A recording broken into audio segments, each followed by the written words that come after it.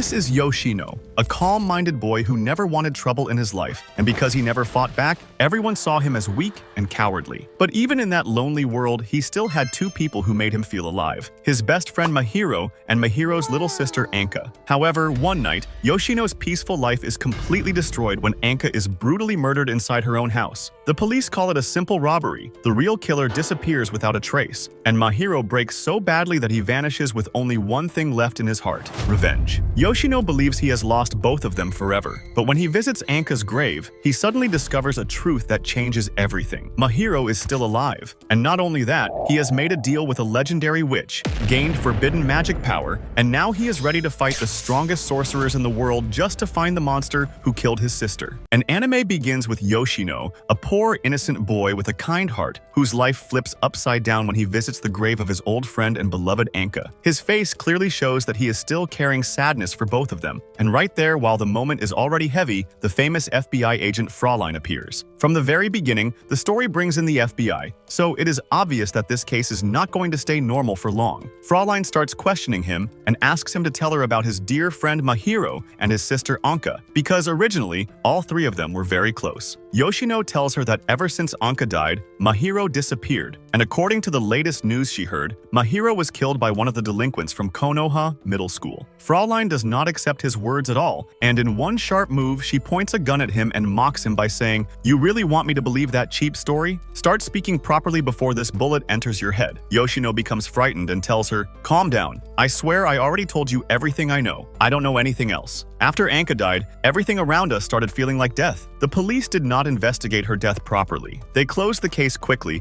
and said that a thief had entered the house looking for money. But Mahiro never believed that explanation, not even for a second. He knew the person they arrested was innocent, and those dirty officers had pushed the case onto him only because they did not want to trouble themselves. They only wanted to sit in their offices, laugh, waste time, collect their salaries at the end of the month, and do nothing useful. Yoshino says that, sadly, this is the state of their country now. This is what Japan has become. Fraulein is affected by his words, and Yoshino continues, telling her that Mahiro promised himself he would bring justice for Anka no matter what happened. Yoshino has no idea what to do, and then cursed butterflies suddenly fill the place. Fraulein gets distracted for a moment, and Yoshino uses that chance to trick her, even making the gun fall from her hand. But before he can feel safe, Fraulein pulls out a second weapon and says, "I was ready for that too, sweetie." She prepares to kill Yoshino, yet before death can reach him, the boy everyone thought was gone returns like a nightmare from the past. Mahiro is alive. Yoshino can hardly believe what he is seeing, but Mahiro is not only alive, he has also gained limitless magical power. They begin talking comfortably after making sure Fraulein is unconscious, but that small carelessness becomes a mistake because the traitor girl suddenly wakes up. She fires a shot straight toward Mahiro's head, thinking she has killed him, but Mahiro blocks it, and in that moment, Fraulein understands that he is not an ordinary boy anymore. Mahiro uses his magical abilities and attacks her, but this woman is not easy to defeat. They enter a violent fight,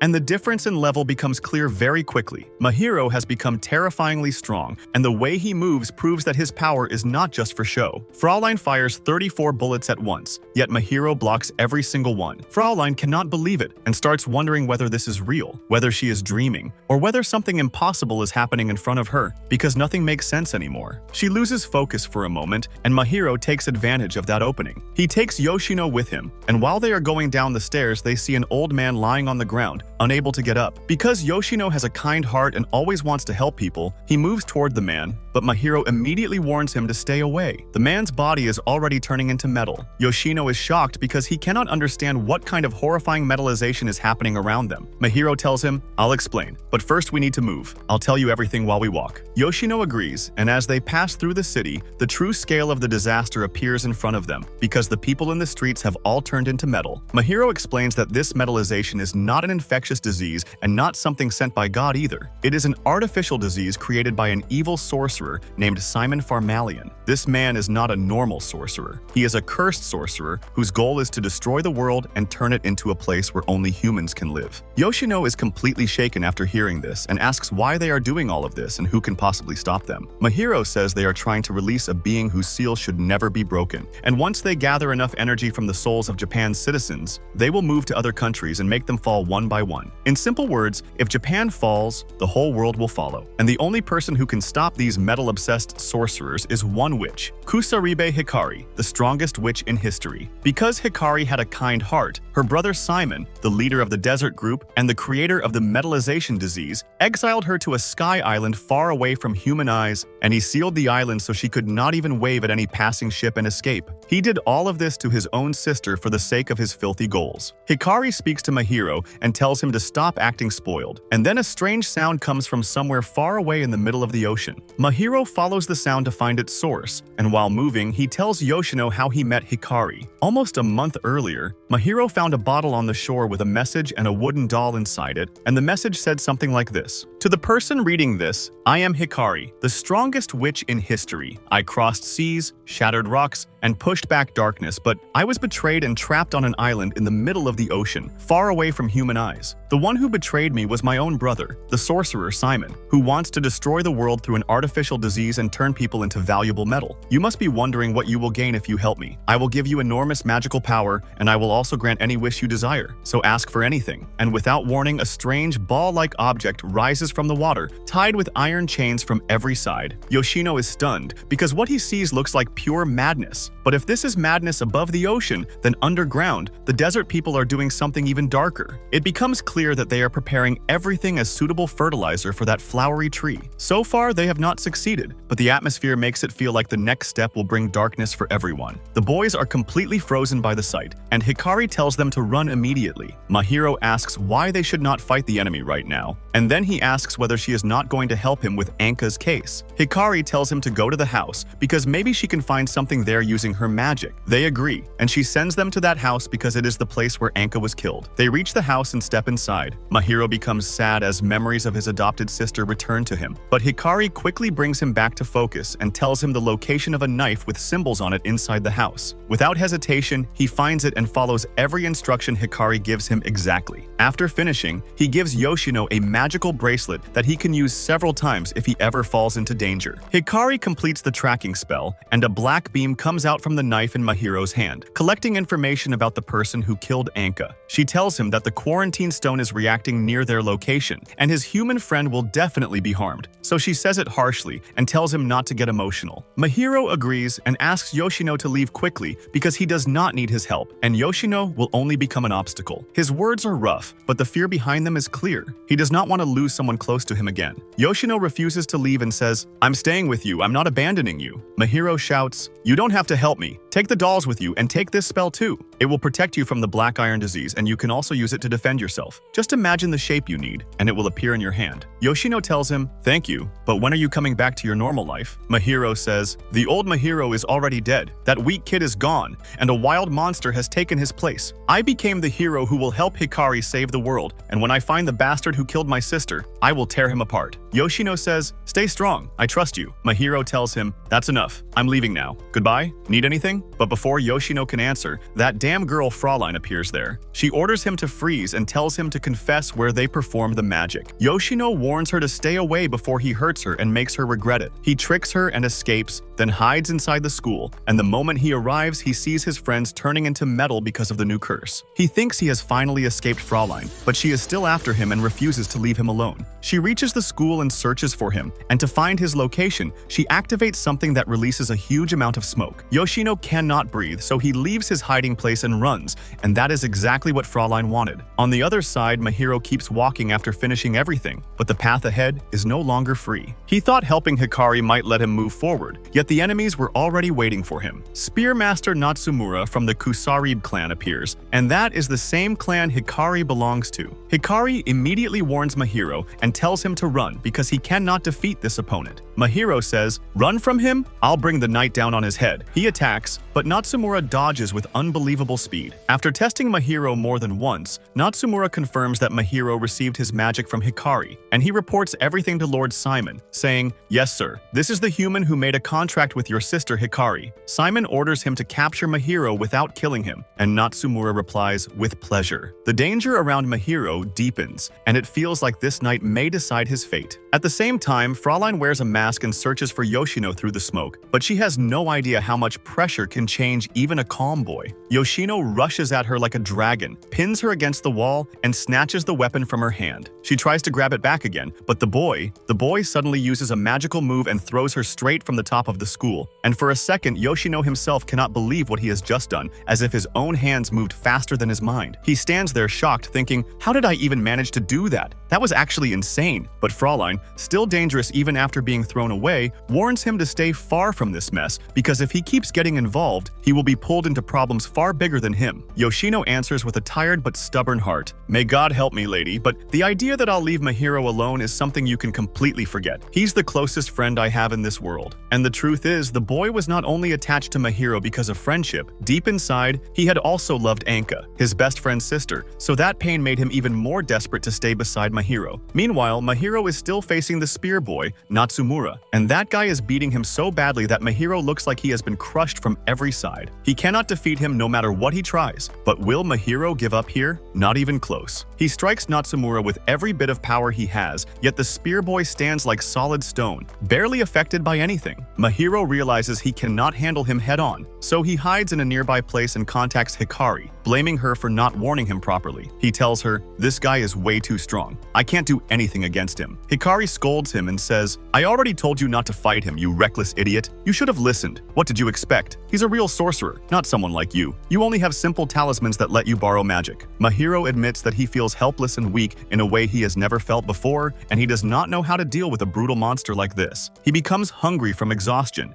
and just then Yoshino arrives and gives him food, telling him to eat quickly so they can leave before that cursed spear freak finds them. Natsumura is actually circling around the area, searching for Mahiro everywhere, but he cannot find him at first and almost gives up. Then, because of one small mistake from Yoshino, he figures out their location. Yoshino panics and asks what they should do now, but instead of freezing, he uses his magical ability and instantly transports both of them to the top of a building. Natsumura loses track of them, and for once, Yoshino's move actually saves the day. After that, Yoshino treats the wounds Mahiro received during the fight and says with relief that at least they escaped from him, but Mahiro is still not satisfied. He insists that he must defeat the spear boy no matter the cost, and says, "I have to go back and finish this fight right now. I'm not the kind of person who gets humiliated like this and stays quiet." Then he gives Yoshino something and tells him to keep it safe, saying that if anything happens to him, Yoshino must contact Hikari, tell her everything, and continue in his place if he dies. Yoshino accepts it and tells him it is done, and Mahiro heads back toward that violent monster, the terrifying spear sorcerer, while Yoshino remains worried for him. Hikari comforts Yoshino and tells him not to panic, saying she knows that spear boy well. She explains that Natsumura only fooled them with his speed, because the Kusarib clan does not really have powerful attack magic the way Yoshino thinks. In simple words, all the spear boy can do is move left and right at extremely high speed. When it comes to real attacking power, he is not as dangerous as he looks. Yoshino asks if there is any way he can help Mahiro, and Hikari explains that the Kusaribi clan uses magic from a tree called the Tree of Genesis, and this tree is basically like the clan's master and source of power. Yoshino understands what she means and immediately runs to follow her instructions, even though the city is filled with danger and people everywhere are turning into metal because of the black iron disease. He struggles badly, but he keeps pushing forward because he has to carry out Hikari's plan exactly. He searches for a safe path, and at the same time, Mahiro attacks the spear boy with all the strength he can gather, but unfortunately, nothing seems to work. Every strike from Natsumura's magical spear moves like lightning because of his frightening speed, and Mahiro starts feeling his body giving up, so he escapes quickly and hides again. In that hidden place, he remembers his adopted sister Anka, how she used to care for him, how gentle her words were, and how warm her heart felt. Those memories make courage run through him again, and he tells himself that he has to bring that cursed man down. At the same time, the cruel government learns what has happened and immediately decides to isolate the infected areas. They bomb the entrances and exits with missiles, and Yoshino becomes terrified for Mahiro, afraid that something might happen to him. When he uses his inquiry magic, he learns that the government is going to isolate the area where Mahiro is located that very day. Yoshino wants to go save him, but fear grabs him for a moment because if he enters that area, he might get trapped too and never escape. Still, he forces himself to move because of Anka, and because Mahiro is the dearest friend he has. At that moment, Mahiro is running through a long tunnel, tunnel, trying to escape, but Natsumura is behind him like a shadow, not leaving him even for a single second. Just before Natsumura can catch him, Yoshino arrives at the perfect moment and hides Mahiro from that place. After that, both of them escape quickly before the area is fully sealed. They make it out, and only moments after they leave, the entire place is completely cut off. The scene is horrifying enough to make the skin crawl,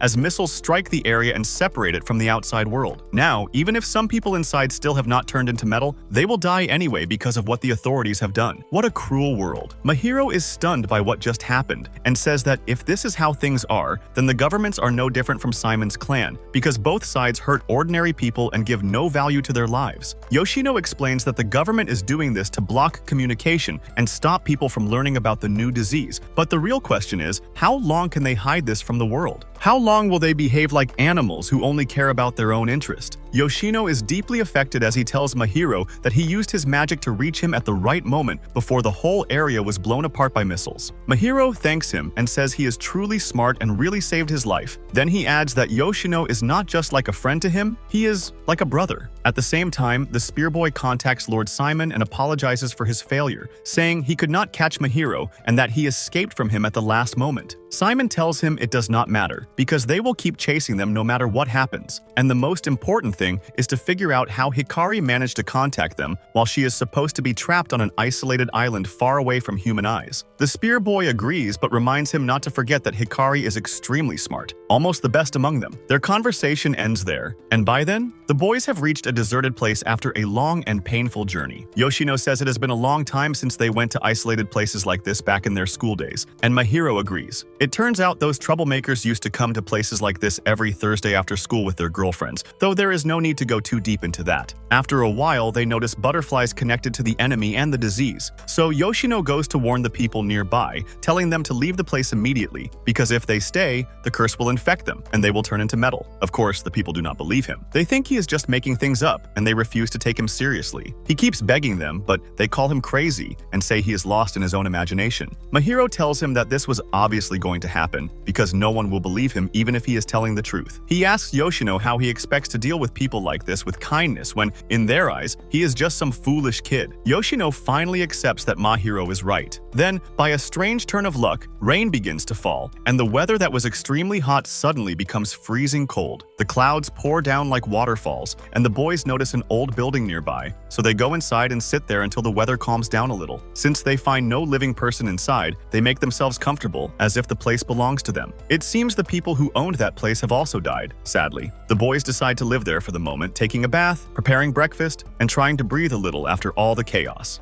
Hikari starts talking to Yoshino and opens up to him because of the loneliness she has been living with. She asks him about his friendship with Mahiro and what made them so close. Yoshino smiles and says those were old days, then explains that he and Mahiro had been friends since elementary school. Back then, Mahiro was returning from school peacefully when a criminal who was running from the police suddenly crashed into him. Hikari asks if that is really how they met, but Yoshino says that was not exactly the conversation between them. The next day at school, because Yoshino was the class representative, it became his duty to visit the injured classmate in the hospital. No one else wanted to visit Mahiro because he was known as one of the school's delinquents, so Yoshino went alone. In the hospital, Mahiro asked him to help find the person who hit him, because once he recovered, he wanted to beat that person badly. Yoshino actually investigated the matter and discovered that the person who hit Mahiro was an old driver connected to Mahiro's family, and he had made the police chase him so it would not look like the accident was intentional. Days passed after that, and from then on, Yoshino and Mahiro became friends. Yoshino also says that if Mahiro had not been in his life, he would not have become the person he is now. Returning to the present, Mahiro comes out of the bath and sits down to eat with Yoshino, and the food tastes unbelievably good after everything they have gone through. Time passes quickly, and at night, Mahiro falls asleep from pure exhaustion, which makes sense because his battle with Simon's follower